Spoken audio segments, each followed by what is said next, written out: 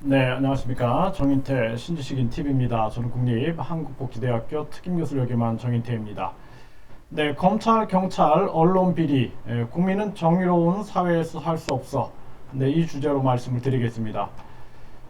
네, 최근에 이러한 기사가 나왔어요. 네, 금품 수수 의혹, 경찰 총경, 네, 그리고 부장검사, 전현직 기자 입건, 네, 이런 건데요.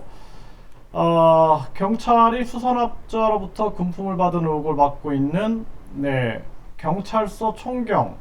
그러니까 경찰서 총경이면은 경찰서장급이네요, 그렇죠? 네, 그리고 이 사람을 이제 청탁금지법 위반 혐의로 입건하고 대기발령 조치했고요.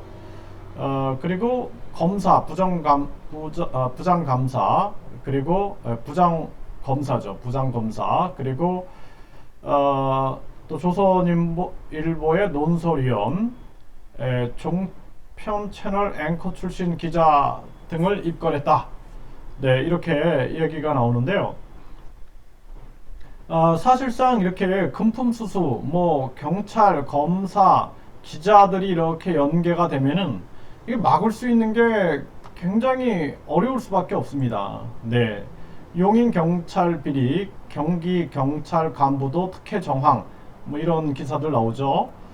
네. 권력형 비리 문객이냐, 검찰 역대급 인사 비판에 박범계 적지적소다. 그러니까 이 검찰이 정치로부터 독립이 돼야 되는데 이 법무부 장관이 있고 법무부 안에 검찰이 있다라는 것 자체가 문제인 거예요. 또 행정자치부 안에 경찰청이 있다라는 게 문제인 겁니다. 그래서 제가 경찰과 검찰을 국민안전원으로 하여 완전히 정치하고 분리해가지고 국민이 선출하게끔 해야 된다는 거예요. 국민안전원. 그리고 검찰 용어를 아예 국민안전관으로 바꿔야 된다는 겁니다. 아니면은 계속 권력의 신여가 될 수밖에 없는 거죠. 네, 셀프 종결, 검사 비위 자료, 공수처에는 못 주겠다는 검찰. 그러니까 검찰의 이러한 권력, 그리고 또 공수처, 중대범죄수사처, 국가수사본부, 또 자치경찰 계속 자리만 만들고 있는 겁니다. 그러니까 국민들이 깨어나야 돼요. 이렇게 되면 이제 국민들만 계속 힘들어질 수밖에 없는 그런 상황으로 갈 수밖에 없다는 것입니다. 이 검찰, 경찰, 언론 비리, 국민은 정의로운 사회에서 살 수 없어요. 제가 진짜 15살 때부터 이 나라를 진짜 정의로운 나라로 만들어야 된다는 생각을 가지고 굉장히 열심히 살아왔는데, 그러다 보니까 정말 열심히 살았어요. 그래서 24살 때 이제 신지식인에 선정이 되고 23살부터 강의를 시작을 했고, 대학생이 대학에서 강의를 한다. 그래서 이제 신지식인에 선정이 되고 대학생 때 책을 집필을 했어요. 그래서 이제 그런 게 막 이슈가 됐습니다. 그래서 열심히 살고 26살에는 이제 대통령 직속 기관으로부터 우수 신지식인에 선정이 됐어요. 네. 그렇게 하면서 제가 열심히 살아왔습니다. 그 30살에 대통령 자문 헌법기관 자문위원이 됐어요. 그래서 야, 이제 내가 진짜 뜻을 펼칠 날이 가까이 오는가 보다, 이렇게 해가지고 그때 당시에 30살부터 또 32살에 다시 이제 대통령 자문 헌법기관 자문위원이 되고, 그리고 제가 사회활동을 아주 왕성하게 했습니다, 그 당시에. 그러니까 제 생각은 광개토 대왕이 18세에 잃어버린 영토 대부분을 찾고, 또 17살에 유관순 선생께서 민족대화를 맨 앞에 서서 대한독립을 외치고, 또 남이 장군이 사내 나이 20에 천하를 평정하지 못하고서 어찌 대장부라 일컬음을 받겠느냐, 이런 것들을 생각하고, 제가 궁예 황제라든지 견훤 황제가 20대에 보면은 나라를 세우더라고요. 이런 걸 보면서 이게 30대가 젊은 나이가 아니다.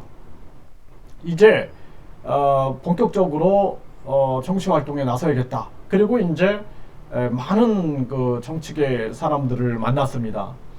그러면서 이제 뭐 국회의원들하고 술도 한 잔씩 하고 그러면서 정치계로 한 발 한 발 발걸음을 내딛었는데 이게 연결이 돼 있는 거예요. 이렇게 언론, 뭐 정치인, 연예인, 또 뭐 경찰, 검찰, 뭐 이렇게 다 연결이 돼 있는 거예요. 연결이 돼 있는 거예요. 그래서 이런 것들을 자기들의 하나의 울타리를 계속 만들고 있는 거예요. 그 심지어는 젊은 사람들도 다 그렇게 해요. 자기가 뭐 경찰대학 출신이고 자기 친구들이 뭐 검사고 변호사고 뭐 판사고 뭐 판을 짜가지고 세상을 어떻게 자신들이 지배할까 이런 짓을 하고 있는 거예요. 그래서 제가 전에도 한번 말씀드렸지만 여의도에서 한 그 거대 정당의 실세가 저한테 여의도 데리고 갔는데 유명한 연예인, 연예인하고 재벌 2세, 재벌 2세가 있고 그리고 또 기자, 아주 유명한 방송국의 기자가 있고 그 정치 실세가 있고 또 그 술집 그 주인께서 여주인께서 있고 그러면서 거기서 자신이 이제 뭐 저를 잘 봤다 이렇게 얘기를 하면서 정치를 하려면은 내 애인인데 그 여인의 발에다가 내가 침을 뱉으면은 이걸 빨아먹어야 된다 뭐 이런 얘기들을 하더라고요. 그래서 제가 아니 이 사람들이 국민에 대한 생각은 없고 아주 자기들의 무슨 뭐 폭력 조직 만드는 이런 데 관심이 있는 건가 그래가지고 뭐 저한테 뭐 이분이 뭐 대통령이 되면은 뭐 어떻게 들어가고 이 사람 저 사람 어떻게 자리를 꿰차고 뭐 이런 얘기만 하고 있는 거예요. 그래가지고 제가 그 뭐 특보 뭐 임명장이 뭐 내려왔는데 뭐 이 발에 뭐 침을 빨아먹을 수 있냐 없냐 뭐 이러길래 그냥 그 집어 던져버렸거든요 제가. 이게 사람 잘못 봤어요 그러면서 그때 이제 그 기자가 저를 쫓아오면서 방송국 기자가 선생님이 진짜 정치판에서 상처받을까봐 걱정했다고 선생님 같은 분은 정치하시면 안 된다고 이런 얘기를 해주더라고요. 그래서 제가 고맙습니다. 그리고 이제 떠났던 적이 있는데 그리고 또 이제 또 거대 정당에 그러면 이쪽은 좀 깨끗할까 가보니 똑같은 거예요. 이념에 아주 그냥 사로잡히고 어떻게 하면은 권력을 자기들이 줄일까 이 생각만 하고 있지 어떻게 하면 국민들의 삶을 행복하게 만들까 이런 것들에 대한 고민들이 없어요. 그런 것들을 제가 보면서 참 안타깝다라는 생각을 참 많이 했고 진짜 우리 사회가 이 경찰, 검찰, 언론, 뭐 정치인 연계돼 가지고 자신들이 범죄 하나의 집단화되고 이렇게 되면은 우리 사회는 희망이 없는 거예요. 그래서 국민들이 정의로운 사회에서 살기 위해서 시스템을 만들어야 된다고 제가 말씀을 드리는 거예요. 경찰, 검찰에 감사관들이 있어요. 감사관, 감찰실, 감사관, 감찰 이런 사람들이 있어요. 이거 다 민간인으로 대체해야 됩니다. 그래서 민간인 임기직으로 임기 뭐 3년, 임기 2년, 임기 1년 이런 식으로 다 바꿔야 돼요. 그래서 민간인들이 이 감사를 해야 돼요. 그래야지 이 사람들이 정신을 차리지 자기들이 다 그냥 점심 식사 같이 하고 회식하는 사이인데 그 사람들이 그 공무원이 가자는 개편이라고 감사가 되겠습니까? 그리고 또 우리나라에 규제개혁위원회 규제를 공무원들이 개혁할 수 있다고 생각하세요? 안 됩니다. 일단 50%를 민간 임기직으로 바꿔야 됩니다. 규제개혁위원회 또 국민권익위원회 아니 공무원들이 국민 권익 위해서 일할 것 같아요? 절대 안 합니다. 50%를 우리가 국민 그 임기직으로 바꿔야 됩니다. 그래서 제가 국민 주권 정책을 100개 넘게 제가 만들어 놨어요. 왜냐하면 법률을 계속 분석하면서 제가 이게 독소조항이야. 이거는 특권 유지를 위한 법이야. 이것은 잘못된 법이야. 이런 것들을 국민 입장에서 생각하면서 이 국민 주권 정책을 만든 거예요. 그래서 국민권익위원회 공무원 50%를 민간 임기직으로 대체해야 된다. 규제개혁위원회 공무원 50% 역시 마찬가지예요. 규제개혁을 공무원이 해요? 아니 자영업을 하신 분들이 할 수 있다니까요. 자영업자나 중소기업을 하신 분들이 할 수 있어요. 대기업들이 돈을 가지고 권력과 유착되면은 그들은 잘 됩니다. 그들은 잘 돼요. 누구도 건들지 않아요. 예? 잘 됩니다. 근데 항상 문제가 뭐냐면 중소기업들, 중소상인들, 그리고 자영업자들이에요. 이분들이 느끼는 것을 못 느껴요, 대기업들은. 그래서 이런 분들이 여기 들어가야 돼요. 규제개혁위원회에 민간 임기직으로 들어가야 돼요. 민간 임기직. 예. 그래서 이런 분들이 규제를 개혁해야 되고, 또 국민권익위원회도 마찬가지예요. 공무원이 국민권익을 합니까? 네. 그래서 이것도 공무원이 50%를 민간 임기직으로 대체를 해야 한다. 그리고 공무원은 점진적으로 민간 임기직으로 대체해요. 그리고 AI, 인공지능, 로봇 시대에 뭐 요즘에 그 언론을 보니까 그런 얘기가 나와요. 뭐 점심, 공무원들 점심 휴무제. 그런데 일반 국민들은 굉장히 불편했다. 그래서 그 방법으로 그 기계를 이제 배치했다라는 거죠. 기계로 자동 이렇게 발급 기계. 그러면 공무원이 그렇게 필요하지 않아요. 그러니까 로봇화, AI화, 인공지능화 되기 때문에 공무원을 점진적으로 민간 임기직으로 대체합니다. 그러면 이 사람들 다 실업자 되면 어떻게 해요? 그러면 이제 우리가 제가 말씀드렸죠. 국민권익금을 드려야 된다.